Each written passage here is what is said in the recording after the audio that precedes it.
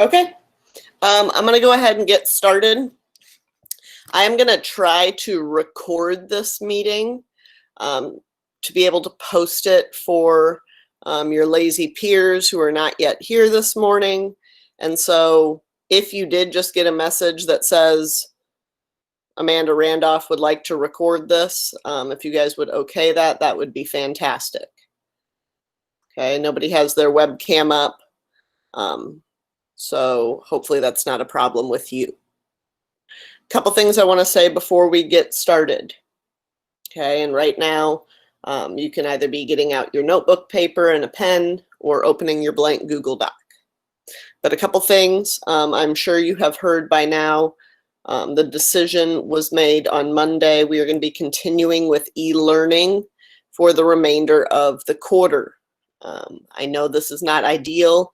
I understand you miss your friends and you miss the normalcy of being at school. I miss being at school too, but we have to make the best of it because it's something that we cannot control. And one thing that I have come to learn in my 32 years of living is I try not to worry about things that I have no control over. And so I will try my best to continue to try to bring, exciting historical lessons your way and be an engaged teacher. And I hope you continue to be diligent U.S. history students. Okay, so let's make the best of this. It's not what we want, but it's what we have. Couple other things. I've been updating grades. I think the majority of you that are here have already taken the 3 cultures open note assessment. And if you have done that, your grade should be updated in gradebook. If you have not yet taken the assessment, it was due on Saturday, and you lose 10% off your total score each day it's late. Okay, so what I'm getting at is take the assessment. I have given you a little bit of extra time to complete the examining passenger lists assignment. Initially, I had said all missing, absent, or late work was due on Sunday. But since that examining passenger list activity was due on Friday, I thought I would give you a little extension into this week to finish that assignment. So if you have not yet done the examining passenger list assignment, do it. If you have not yet taken the assessment, take it. Okay, does anybody have any questions about that? Okay, can somebody confirm that you can at least hear me okay with a yes in the chat box? All right, thank you, Lauren. So I'm going to go ahead, thank you, Mackenzie, and present my screen. Okay, let's get into some notes. I don't intend that we're going to have time to complete all of them today, but let's kind of see where we get. Presentation mode. Okay. I am going to, let me change one thing here. No, I don't want that. No, I don't want that either. Okay, I'm going to put it in presentation mode.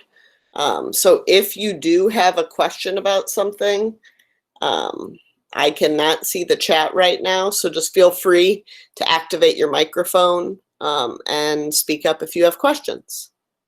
Okay, so go ahead, start these notes off. I always recommend dating your notes. So today is September 2nd. We have a long weekend this weekend because of Labor Day, so we do not have classes on Monday. But go ahead and title these notes. This is kind of the events leading up to the start of the American Revolutionary War.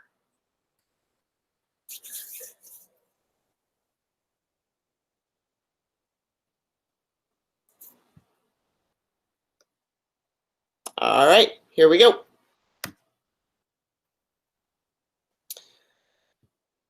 So before we even start talking about the American colonists fighting the British for their independence, we're going to need to talk about a skirmish that occurred prior to that between Britain and France.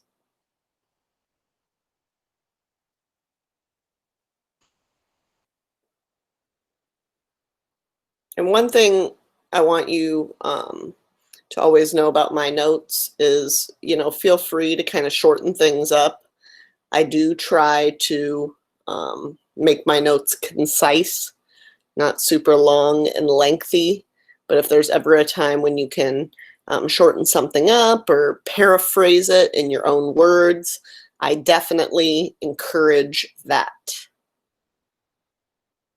Okay, England and France had been rivals for hundreds of years. They were both powerful European nations. They both wanted land. They both wanted resources. They both wanted power. And so they both saw opportunity in the United States. Okay? And so did many other nations. But England and France kind of both have an eye on the US. They're both going to try to occupy land, and I'll show you a map kind of where they are here in just a moment.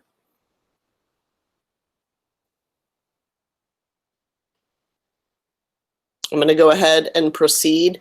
I will also post these notes as a PDF document right after class today. And so if I go too fast at any point, you'll have the opportunity to go back and review these later. All right. So France had settled a little bit further here. If we look at the map that I'm showing, France had built a lot of forts in modern day Ohio. Back then they called that the Ohio River Valley.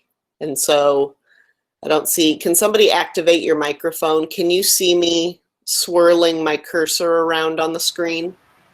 Yeah, you can. Awesome. So France was over here in this region.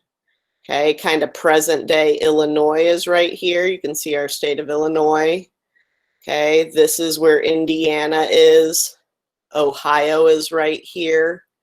Okay, so this is where France was. And then hopefully we know, but Britain is over here in the 13 colonies. And so they're both settling in the United States fairly close to one another. This Ohio River that we can see, that was almost like the border between the two of them. And so anytime you have, two different groups living in close contact to one another, chances are there's going to be conflict in the future. Because eventually Britain is going to expand and Britain's going to want to move west. At this time, France, if they were going to expand, would have either went east or they would have went south.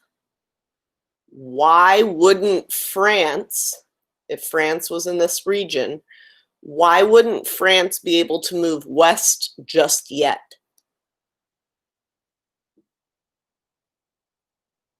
Ideally, somebody with a microphone who's brave on a Wednesday. Why wouldn't France have been able to move west? Think about what's going to get in their way right here. Is it the river? It is the river. Very nice. So imagine, if you're down at Schwiebert Park, right there down by the District of Rock Island, like now we have the Arsenal Bridge, we have the Centennial Bridge. If you're standing at Schwiebert Park and you're looking across at downtown Davenport and there were no bridges and there were no channel cats and big boats, Can you imagine trying to cross the Mississippi just looking across at Davenport? With a wagon, with kids, with wooden crates. Like, it's impossible. The river current would just sweep you up and kill you, drown you. Okay, so if France was going to move anywhere, they were probably going to move into British territory. If Britain was going to expand, they were going to push into France's territory. And so conflict is imminent. It's going to go down.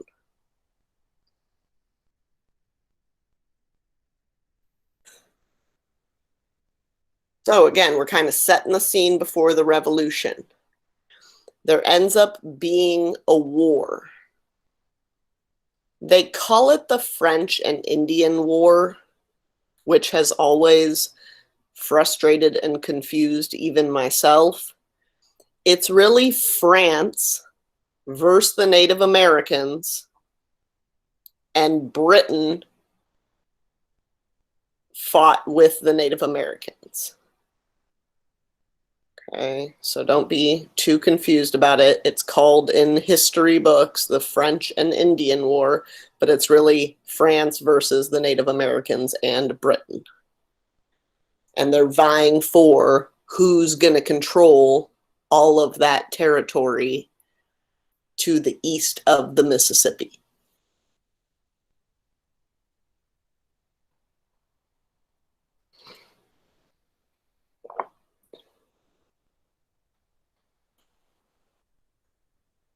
Okay, not only do they want control of the territory, there was also a big fur trade in that Ohio River Valley. Does anybody want to take a guess and think about what type of furs they were collecting? What type of furs would have netted them the most profit? And there's a couple.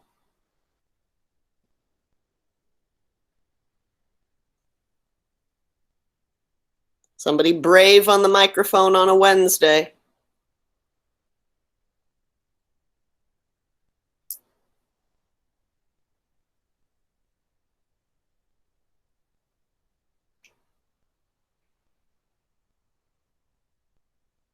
Well, one of the more unusual furs that students always have a hard time guessing here was beaver. Beavers were living in the rivers in that region. Beavers can also survive in very cold water, which means that the beaver's pelt, their skin, is really thick, which means it's really warm and stays well insulated. Okay, there of course also would have been a lot of deer in that region, and they would have used the deer's hide to make leather jackets, things of that nature.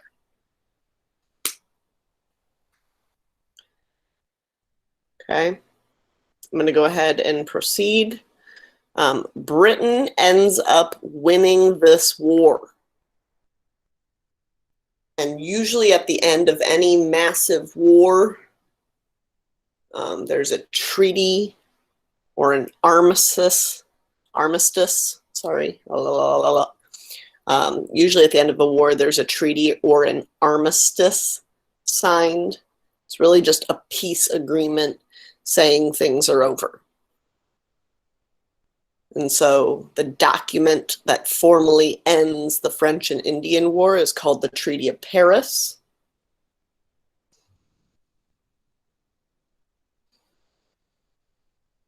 And also, when a war is won, somebody usually receives some form of compensation for their victory. And so in the Treaty of Paris, Britain is given all of the territory east of the Mississippi River and even parts of southeastern Canada, which is just north of the Great Lakes.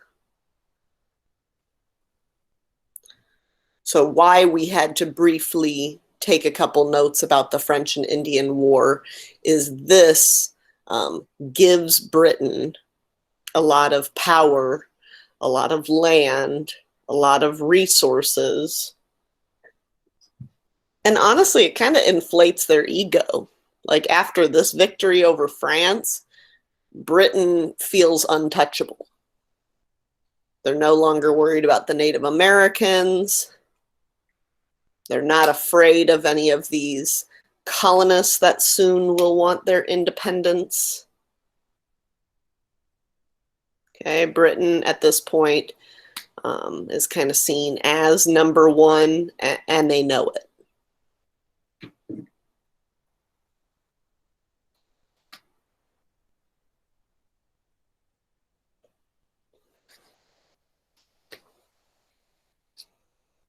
Okay, I hope this is all kind of making sense. Does anybody have any questions so far up to this point?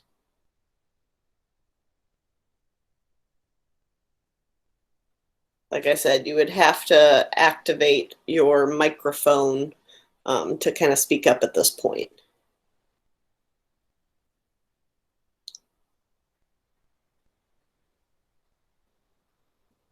All right, I'll take your silence as a no, we're good to go, Miss Randolph.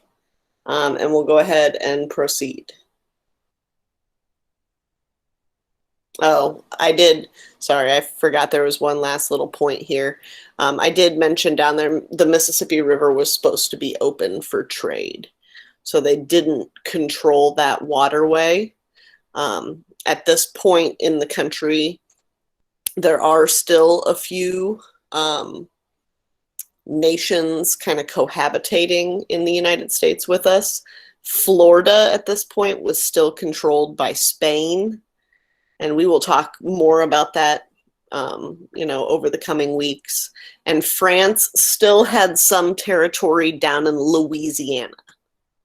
So although Britain has the bulk of the land here in the U.S., the Mississippi River, which is the fourth largest river in the world, was supposed to still be open for everyone to use.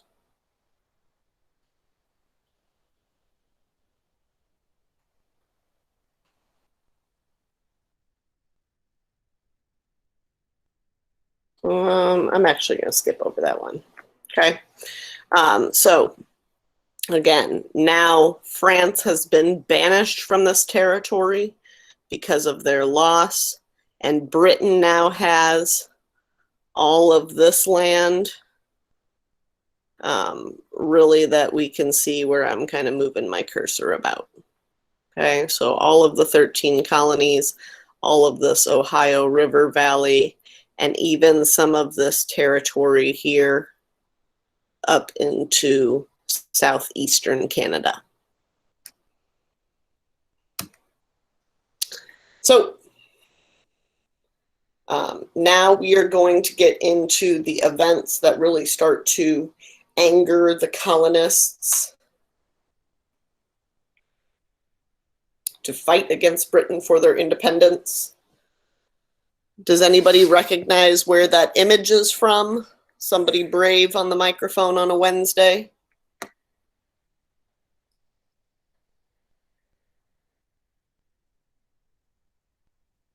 That is not an actual photograph of the King of Britain. But does anybody know what popular musical this image is from? Hamilton. Yeah, very nice. I know there have to be a couple Hamilton fans out there because, well, one, because it's a fantastic show, but it's just had an incredible surge in popularity these last 5 years. But yes, I was very excited. I've never seen Hamilton live in the theater. I would love to, but tickets are expensive and hard to come by. So I was very excited when it was released on Disney Plus this past summer. So I have since watched it several times, and I find the show and, just Lin-Manuel Miranda writing a hip-hop musical about Alexander Hamilton to be very, very cool. Okay, so wars are costly. Wars are costly in terms of just money. You know, to buy provisions, you have to buy guns, you have to buy ammunition and food and clothing. You have to buy supplies, you know, for your men, bandages and medicine in case they're wounded. And so Britain had paid a lot of money to fight France in this French and Indian War, and they want to get that money back. And so taxation really begins kind of twofold. One, British troops want to be paid for risking their lives and fighting the French and Indian War on Britain's behalf. And so Britain begins to tax the American colonists.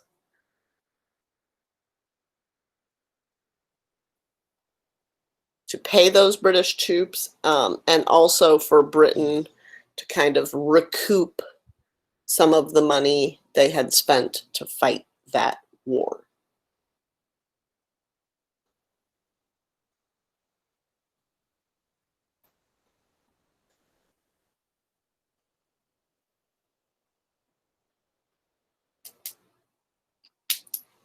Okay, now taxes were not some new phenomenon on the colonists.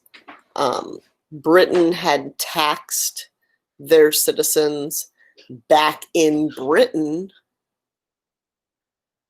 It's just a lot of the colonists thought when they came to America, when they came to the colonies, like they thought taxation was done.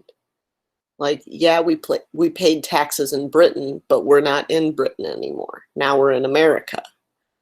And so this came as a shock to a lot of the colonists.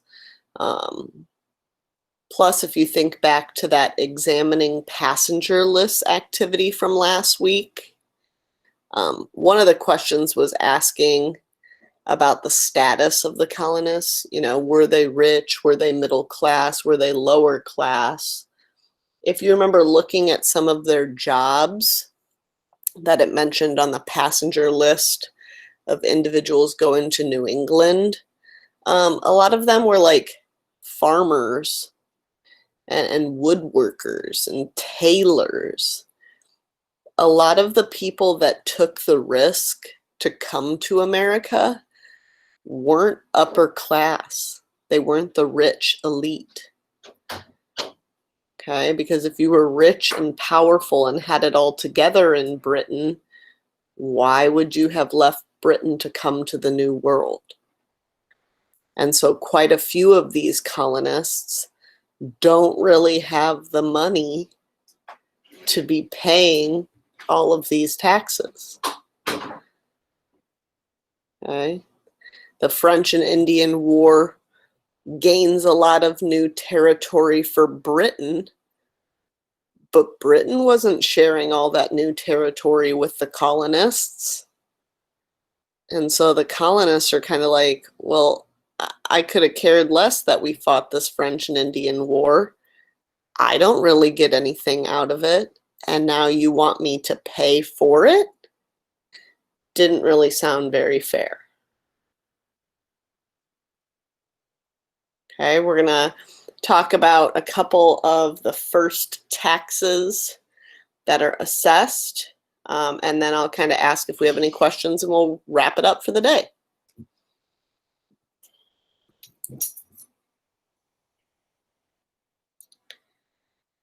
So one of the very first taxes that is placed upon the colonists is the Sugar Act.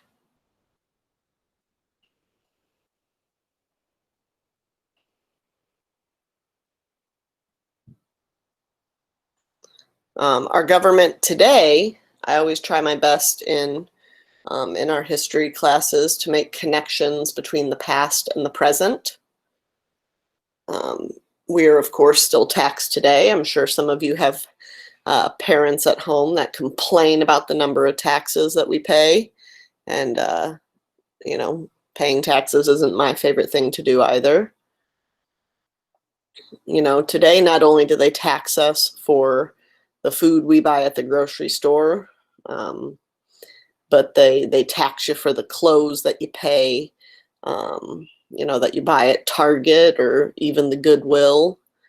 So today we get taxed on groceries and clothing. We get taxed 7%, which means if you buy $100 worth of stuff at Target, you're going to pay $7 extra in taxes.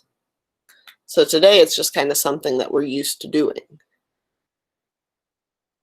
What else do we get taxed on besides stuff that we pay at the grocery store? What's another big tax that Americans have to pay today?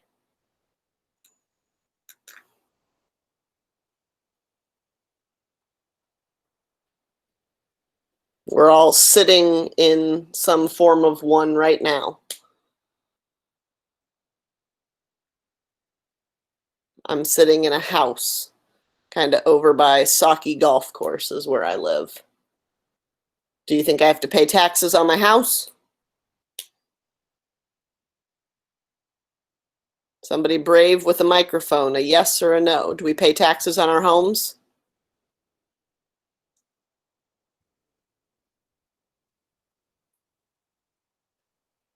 Somebody brave with a microphone. Yes or no? Do we pay taxes on our house?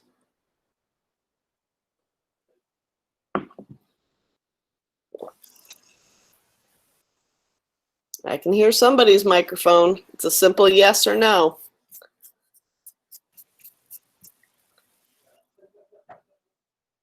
All right.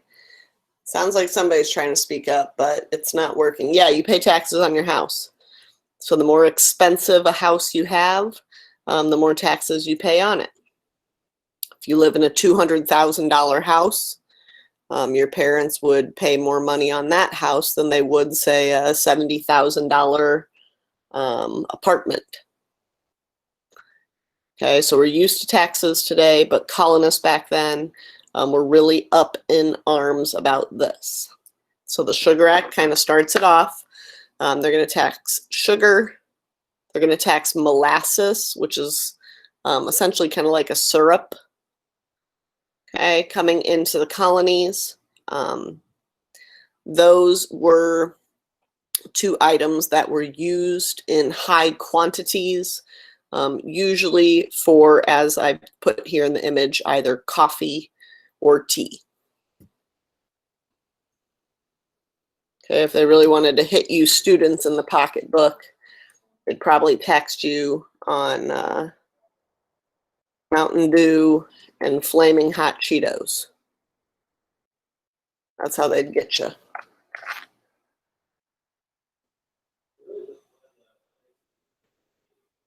One interesting thing too, speaking of sugar and molasses, and how I joke that if they wanted to tax you guys, they would tax Flamin' Hots and Mountain Dews. There's a higher tax that people today have to pay on both alcohol and tobacco products. And the government has actually done that to try to make them so expensive that some people no longer want to buy them. And so cigarettes, for example, I'm not a smoker, but one of the last times I saw cigarettes, like a pack of cigarettes is like $7+ for one pack. When I was growing up, which was not too long ago, like I mentioned, I'm 32, cigarettes used to be like $3 a pack. So by taxing them more, by doubling their cost and then some, they're hoping that will dissuade people from smoking, especially younger individuals. Okay, not as many 17 and 18-year-olds can afford to pay $7+ a pack. Okay, we'll do this slide and maybe one more, and then we'll call it for the day. I don't want to give you guys an excessive amount of notes. I do appreciate you being here with me this morning. In addition to the Sugar Act, there's many, many acts that Britain's going to pass to try to tax the colonists. They passed something called the Stamp Act. Any items that were printed needed to have a stamp tax paid upon them. And so I give you a list there, some of the items taxed: newspapers, legal documents, that even included wills. A will is the document that when somebody dies, a will kind of verifies their death and also says where all of their possessions are going to be going. And so this Stamp Act, you know, any printed document needed to have a tax paid. And so some of the colonists start to protest the Sugar Act, the Stamp Act. And they're going to protest it by boycotting these goods. And so what it means to boycott, if you guys don't know, you might want to like underline boycotted or put a little asterisk, a little star by it. Boycott just means you're going to refuse to purchase it. So if you are going to tax sugar, I will boycott sugar. I just won't buy any. And then I don't have to pay that tax. Okay, if you're going to tax newspapers, well, I just won't read one. You're going to tax playing cards, well, I'll just take a hiatus on my poker or my gin rummy playing. And so Americans are going to start to find clever ways to refuse to pay these taxes. Okay, let me see, I forget what our next slide is. I'm going to kind of check it out and let us know if we're going to take that or if we're going to stop here.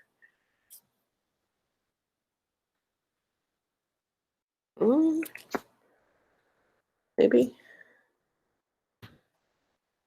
Oh, okay. Yeah, let's take this slide and then we're going to stop with this one. So I'm going to go to view, presentation mode.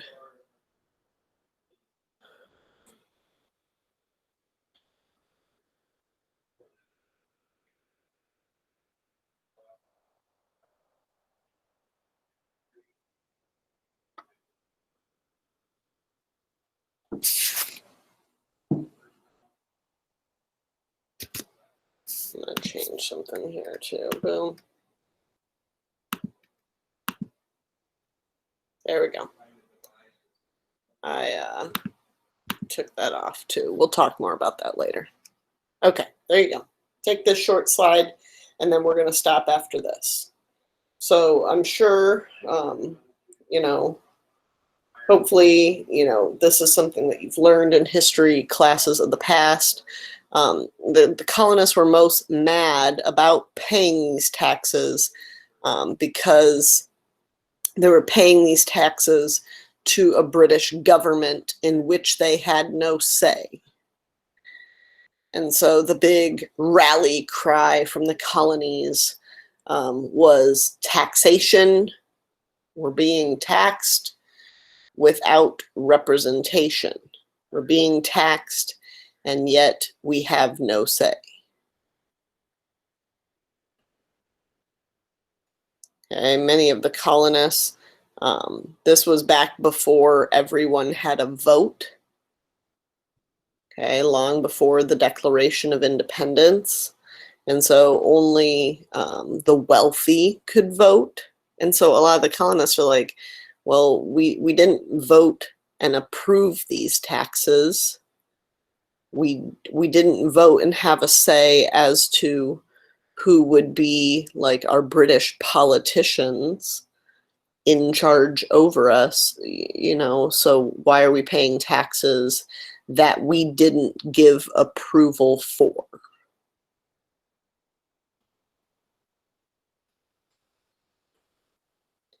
And so we will take the remainder of these notes at a later date in this unit. We'll have a couple activities next week to complete. So I would just, if you had started a Google Doc, you know, make sure to title it American Revolution Notes. Make sure to save it to your drive. Because there will be a time that I ask you to continue with these notes. So I'm going to stop sharing my screen. I'm going to go over here and stop recording the video.